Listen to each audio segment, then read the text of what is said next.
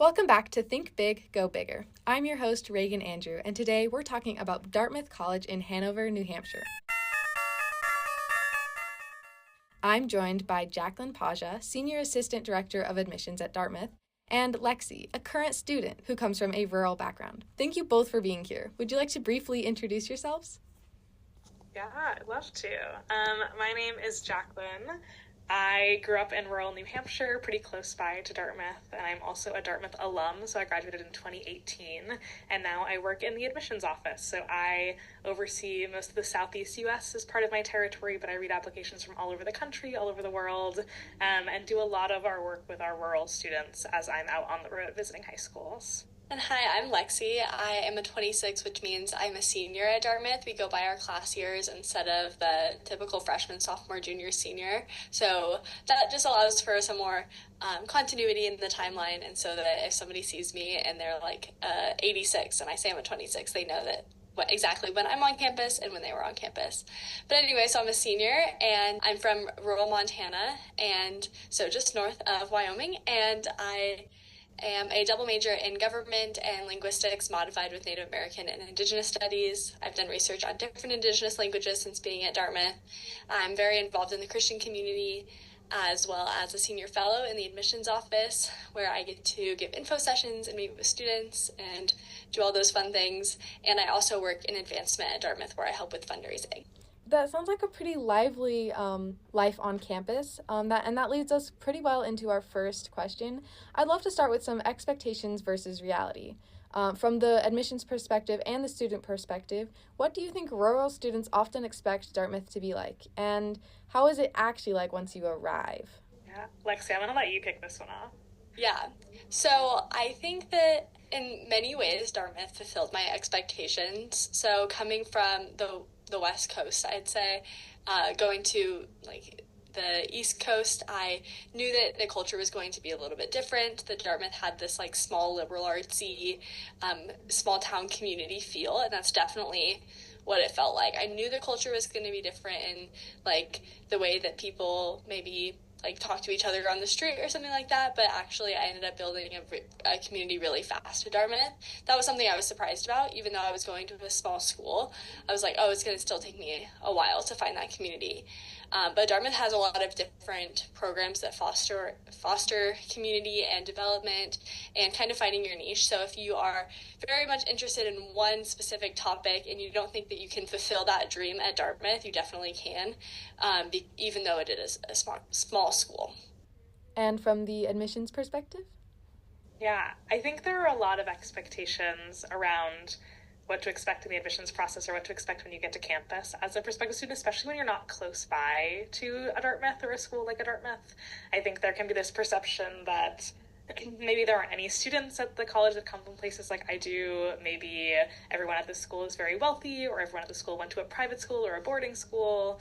I think there can be expectations that the school is super expensive and they don't have any financial aid to give me, so I can't afford it, which we could talk about later. Mm-hmm. But I think those are all expectations that I kind of bump up against as I'm on the road. I also think there's sometimes an expectation that we're not looking for students from rural places. I think people see lots of students coming from like New York City or Los Angeles or Atlanta, and they don't necessarily see themselves reflected in that. And in fact, we are traveling all over the place to come and find students from all different backgrounds, because that makes our campus community much more interesting. And I think as a student coming to Dartmouth, I was very surprised at just like how big the world is and how many people from so many different places I was going to get to meet and be friends with and sing a cappella with and be in class with. And I also am kind of constantly amazed as I travel for work. I travel for probably 5 or 6 weeks every fall to visit high schools and go to different places, and obviously we can't get everywhere, but as I'm on the road, I'm amazed at how many things are different across the country, and that informs when I'm reading applications, but also how many things are the same, and how much like high school students are just awesome and cool everywhere I go. And there are students everywhere I go that should be looking at a place like Dartmouth or our peer institutions, and I think it can seem scary and maybe seem far away, but we want you on our campus, and I hope that is helpful to hear for students that are looking at colleges. Yeah, I actually do like that you touched on cost. That's one of the questions that I have. Cost is a big worry for families. So how does Dartmouth approach financial aid and from an institutional standpoint? And how did that factor into your decision to attend? Yeah, I can give kind of the institutional background. So Dartmouth is a part of the Ivy League, which first and foremost is a sports conference. So that is how the Ivy League schools are joined together. But we also share some policies, and one of them is financial aid. So all of the Ivy League institutions have the same financial aid policy, which is that we are only giving out financial aid based on your financial need. So we don't have things like merit scholarships or athletic scholarships or talent scholarships, which maybe you're seeing at state schools or schools nearby. We don't have things like that. But what we do is we guarantee to meet 100% of that demonstrated need at Dartmouth. So if you fill out, you're going to fill out probably the FAFSA, the free application for federal student aid, and the CSS profile, which are two different applications for financial aid. Once you fill those out, our office is going to determine kind of what is your family able to contribute, and then we're going to cover the difference between whatever that is and our full cost. And so we're going to do that for all of our students. We do that without any money that you have to pay back, so it's not taking out loans that you or your family are going to have to pay back. It is money that Dartmouth is giving to you to study, and you do not have to pay the college back for that. That is a semi-recent update, which is very exciting.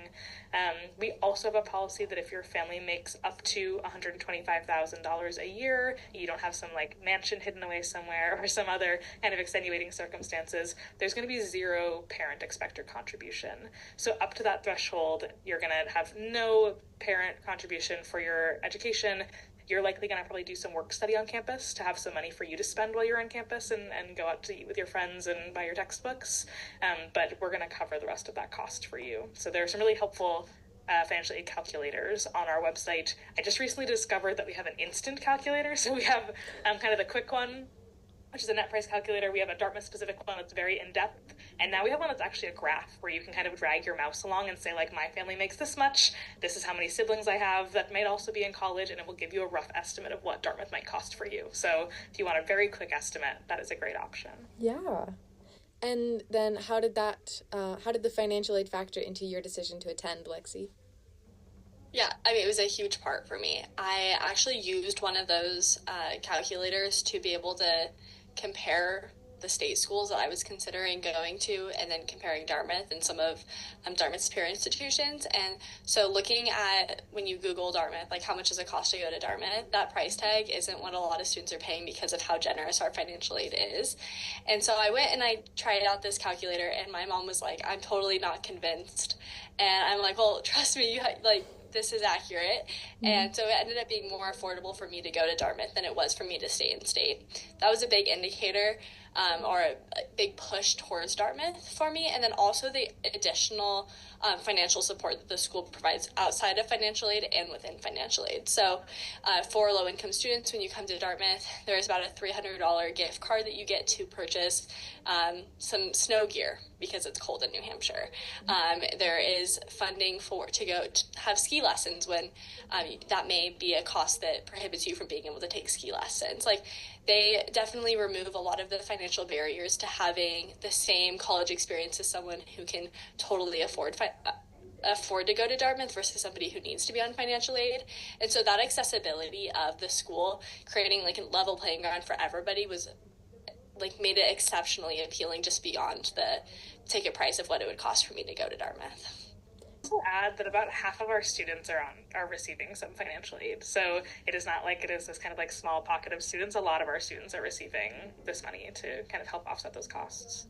Yeah, it's good to know that like it's not sometimes in high school it can be embarrassing to have the free lunches, and it's good to know it's not something that should be you should be ashamed of just to have financial aid. I like that you mentioned the kind of fun things that Dartmouth actually encourages to happen.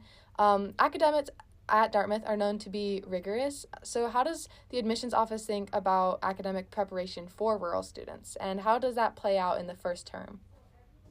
Yeah, great question. We do a lot of work in our office to learn how to read all the different transcripts that come to us from all over the world. People would be shocked at the number of different GPA scales there are, the number of different curriculums there are at different schools, and our job is to look at you in the context that you're coming from. So one of the things we get as part of the application often is what we call a school report, and that gives us a sense of what's happening in your school. So what types of classes are offered? Are there AP classes? Are there IB classes? Are there dual credit classes? Do you have none of those things available to you? And then within that, what are you doing with those opportunities? So are you taking essentially the most challenging, most rigorous classes that are available to you in your high school? In a rural setting, that sometimes looks very different than a different setting. So we might be seeing a lot more dual enrollment because taking those dual credit classes with a local community college is the way that you're having that rigor in your high school. Or maybe you're having to go to a different school to take a math class, or maybe you're doing something online because that's where that challenge is for you. We're looking at all of that in where you're coming from. So we are always going to see, are you challenging yourself with what resources you have available to you? We don't expect you to take 15 AP classes if your school doesn't offer any AP classes, or if they offer 3, right? That's not a reasonable expectation. So as long as you are doing what is challenging you the most in the context you're coming from, that's what we're looking for that preparation. And the same thing goes for test scores. I think we are a school that requires you to take the SAT or ACT if you're taking school in the US.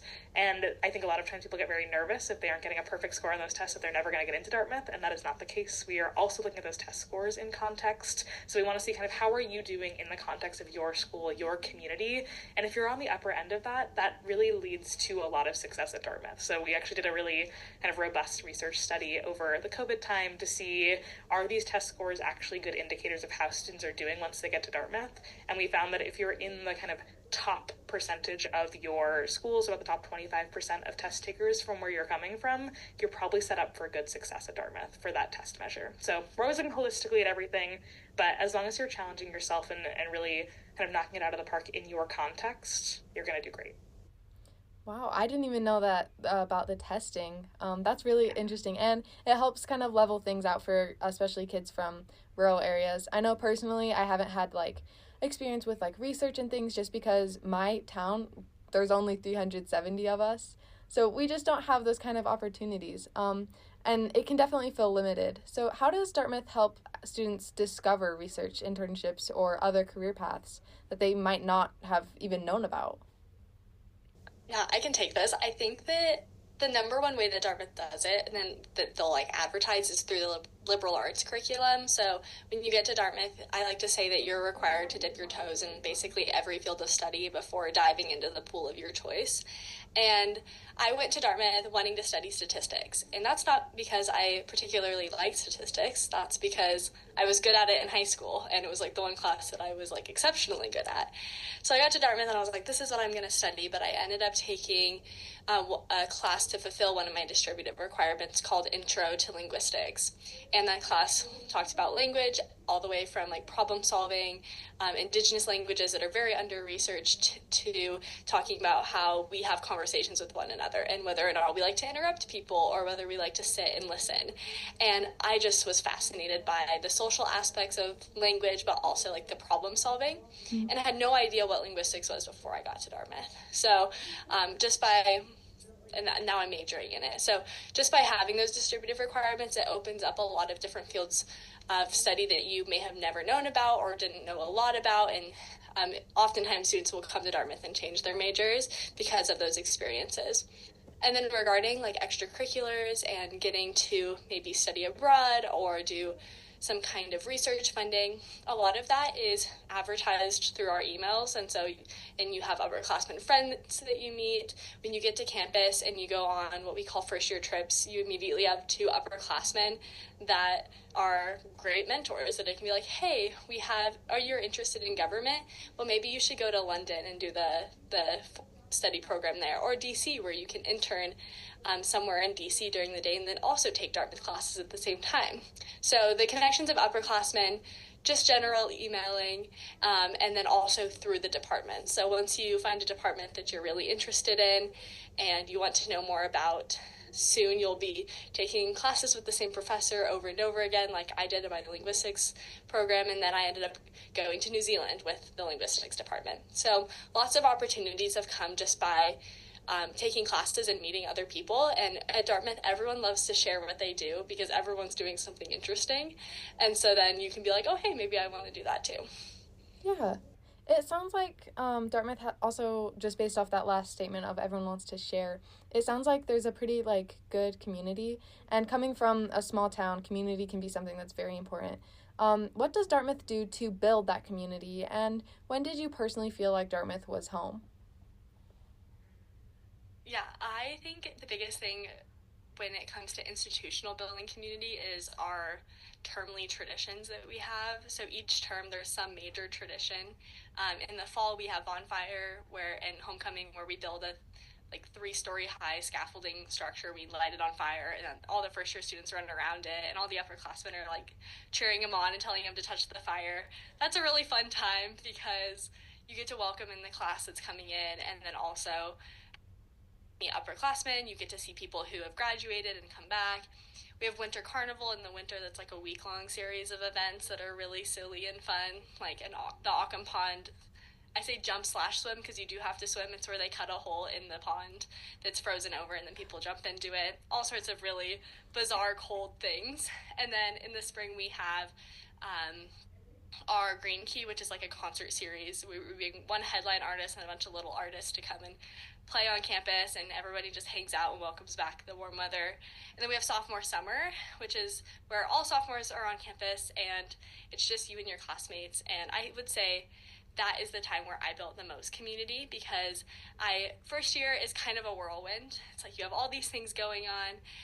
And then I had my sophomore year where I was studying abroad for most of it.